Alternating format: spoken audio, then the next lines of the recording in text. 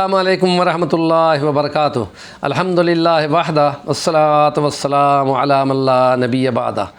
12 مئی کو یورپ کی دنیا مدر ڈے مناتی ہے، عرب کی دنیا 12 مارچ کو ماں کا دن مناتی ہے۔ ماؤں سے محبت کا یہ عالمی دن منایا جاتا ہے۔ اس سے ان کی محبت اور پیار، ان کا ایثار کا تذکرہ مراد ہے، اور ہم یہ کہتے ہیں کہ ماں وہ ہے کہ جو قربانیاں دے کر اپنی زندگی داؤ پہ لگا کر انسان کی زندگی کو جنم دیتی ہے۔ یہ اس کا بہت بڑا مقام ہے۔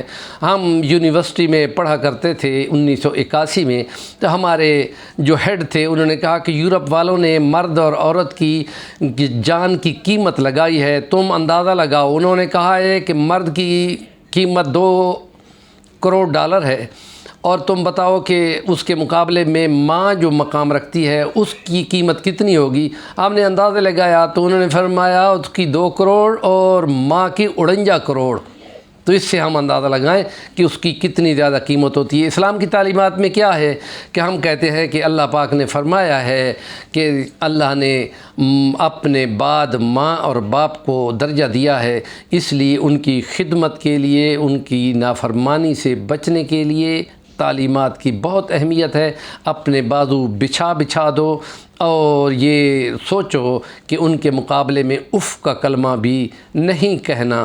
اور اس کے لیے نبی پاک صلی اللہ علیہ وسلم کی تعلیمات میں یہ ہے کہ ماؤں کے قدموں کے نیچے جنت ہے، الجنت تحت اقدام الامہات، اور یہ بھی کہ اس کے مقام اور ان کے حکم کی عدولی کے مقابلے کے لیے آپ نے فرمایا حرم علیکم عقوق الامہات، ماؤں کی نافرمانی کو تم پر حرام کر دیا گیا ہے، کہ وہ تو شفقت کا نام ہی ہوتا ہے۔ اور اس لیے ہم یہ کہتے ہیں کہ کوئی شخص نبی پاک صلی اللہ علیہ وسلم کے پاس آ کے کہتا ہے یا رسول اللہ میرے اچھے سلوک کا میرے خاندان میں سب سے زیادہ حقدار کون ہے؟ آپ نے فرمایا تیری ماں۔ اس نے فرمایا کہ اس کے بعد کون ہے؟ آپ فرمایا تیری ماں۔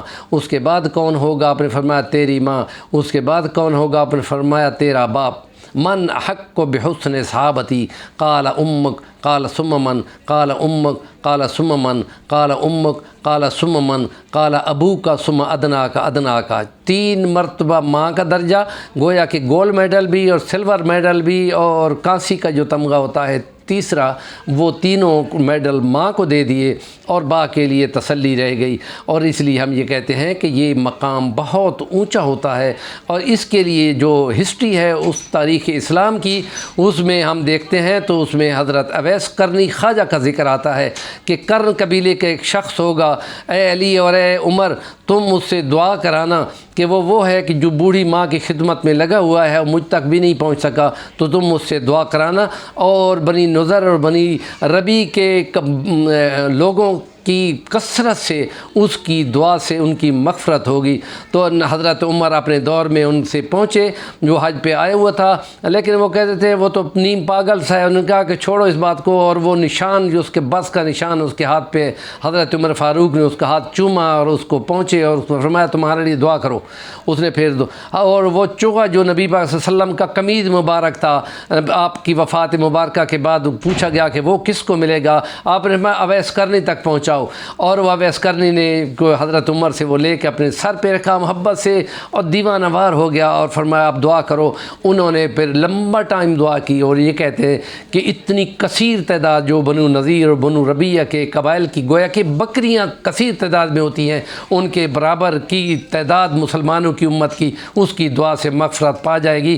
اور اس لیے یہ شان ہے صرف ماں کی خدمت کرنے کا، حالانکہ وہ تو تابعی تھا، اور یوں بھی آتا ہے کہ حضور نے فرمایا تھا کہ مجھے اس تابعی سی وہ اب بہت زیادہ محبت ہے جو اپنی ماں کی محبت میں وہ خدمت میں لگا رہنے سے مجھ تک نہیں پہنچ سکا۔ اور ایک مرتبہ آپ نے اپنا قمیض مبارک بھی کھول کر سینہ مبارک یمن کی طرف کیا اور فرمایا مجھے ادھر سے ٹھنڈک اور خوشبو آ رہی ہے، یہ گویا کہ اویس قرنی کی طرف آپ کی محبت کا اظہار ہے۔ تو ہم یہ کہتے ہیں والدین کی خدمت کرنا بہت اونچا مقام ہے۔ عبادات اپنی جگہ ہے، لیکن معاملات میں اگر دیکھیں تو یہ حسن سلوک کی کمال درجے کی چیز ہے، اور اس میں ماں اور باپ برابر ہیں۔ لیکن ہم یہ کہتے ہیں کہ ماں کا درجہ اس حساب سے زیادہ ہے کہ ماں تو شفقت کا نشان ہوتا ہے، اور عموماً لوگ ماؤں کے ساتھ سختی بھی کرتے ہیں، جبر بھی کرتے ہیں، بعض مار بھی دیتے ہیں، اور یہ کہانیاں بھی بڑی چلتی رہتی ہیں، اور اس میں اسلام کی تاریخ کا جو اوراق ہیں وہ بہت زیادہ روشن ہے، تابندہ ہے۔ ہمارے چینل کا نام ہے صفی الرحمن الوانی، ضرور سبسکرائب کریں اور کمنٹ کریں گے تو بہت ہی اچھی بات ہوگی۔